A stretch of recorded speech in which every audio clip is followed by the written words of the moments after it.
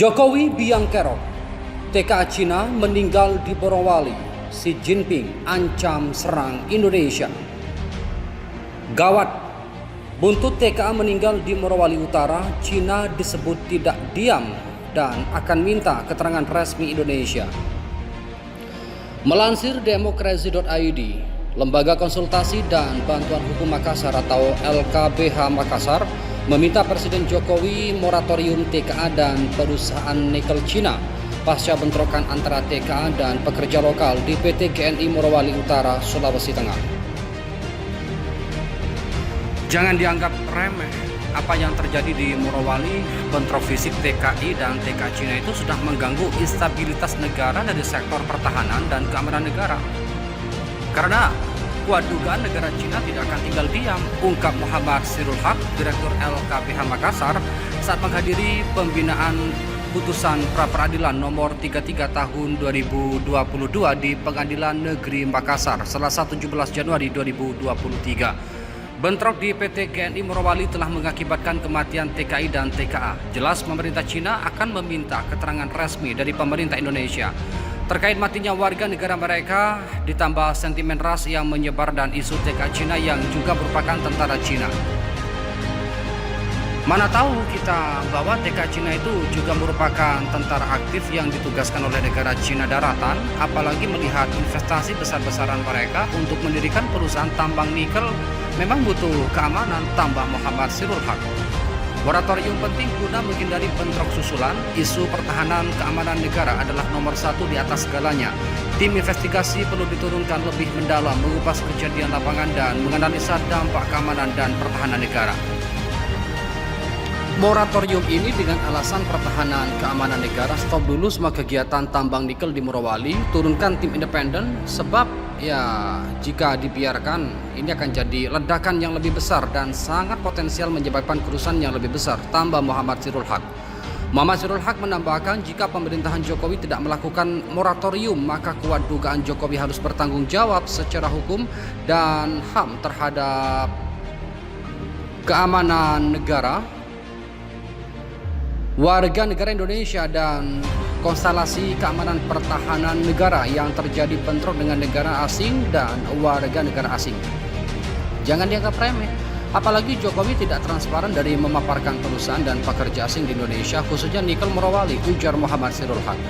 Di akhir keterangannya, Muhammad Sirul Haq menilai pertahanan keamanan negara lebih penting dari investasi nikel Cina di Indonesia dan TKA asing, karena tidak juga memiliki andil besar dalam melunasi hutang negara Indonesia.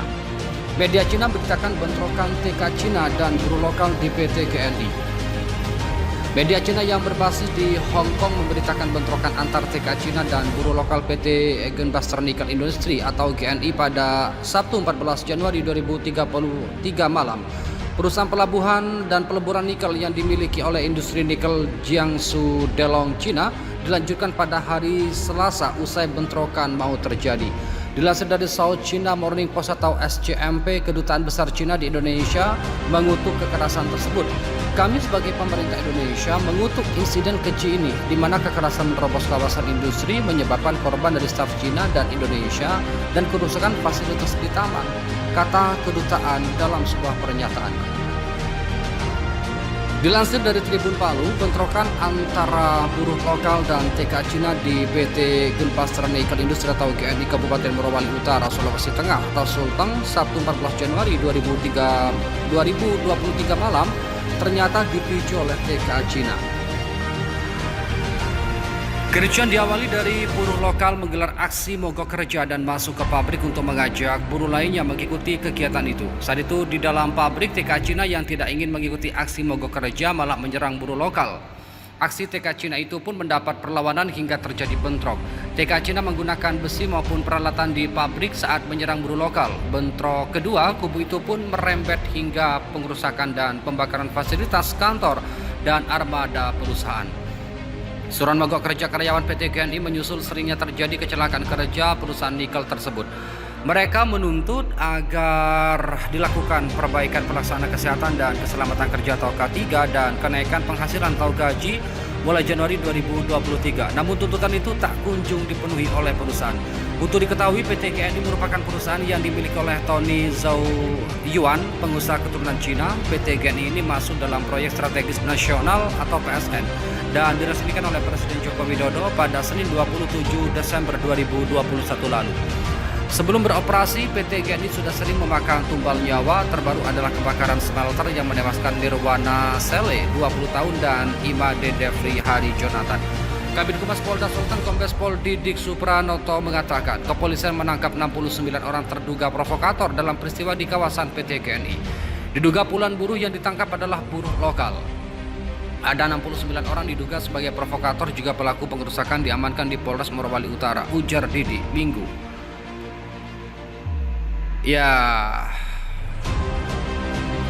mereka menuntut haknya yang tidak dipenuhi dan dihadang oleh TK Cina. Bentrok antara karyawan PT GNI di Morowali Utara, polisi menangkap sedikitnya 69 orang setelah bentrokan terjadi. Mereka diduga memprovokasi dan terlibat dalam perusakan di dalam area perusahaan, ujar warganet Hamba Allah 411. Dari awal Owe ngomong bahayanya Cina Tiongkok. Pendukung Jokowi bilang Owe gadrun, gadis gurun yang sakit hati. Woi cepong dulu, lihatlah video ini biar kalian paham bahwa mereka ini sangat brutal terhadap siapa saja, apalagi kalian yang pribumi. Timpal Gia Janali. Nih para TK lama-lama pada berani bertingkah seolah-olah mereka yang punya ini negara, dan kita jadi orang yang dijajah di negara sendiri. Kedaulatan mana woi yang teriak-teriak NKRI harga mati? Mana kalian? Timpal Saik L3R. Mohon kepada pihak terkait, pihak berwajib dan pihak yang bersangkutan untuk mengklarifikasi kebenaran berita ini. Kami hanya melansir dan memberitakan, Andalah yang memutuskan.